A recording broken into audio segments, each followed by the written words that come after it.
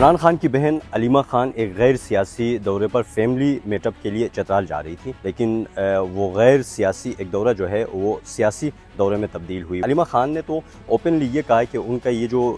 سفر ہے یا دورہ جو ہے چترال کا، ان کے فیملی وہاں پہ ان کے پوتے پوتیاں ہیں ان سے ملنے جا رہی ہیں، کسی قسم کے سیاسی نہیں ہے، لیکن چترال کے مختلف مقامات دیر ملاکنڈ اور جو دیگر جو مین روٹس ہیں وہاں پہ ورکرز نے جگہ جگہ ان کا استقبال کیا، تو وہ گاڑی سے ہر جگہ باہر آئی، لوگوں سے ملی اور ساتھ انہیں گلدستے پیش کیے، سیاسی نعرہ بازیاں ہوئی، پھر بات سیاسی بات چیت تک یا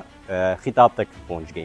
اپنے خطاب میں ایک غیر سیاسی دورے کے دوران انہوں نے سیاسی باتیں کی ہیں، ساتھ وزیر اعلیٰ سہیل افریدی کے اسٹریٹ موومنٹ کے حوالے سے بھی سوال اٹھائے ہیں، جو بھارتی قیادت ہے خان کی رہائی کے حوالے سے بھی انہوں نے سوالات کیے ہیں۔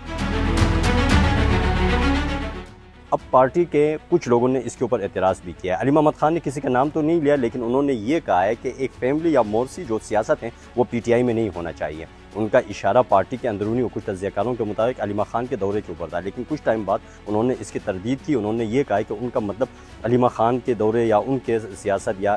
سرگرمیوں سے متعلق نہیں تھا۔ مشتاق غنی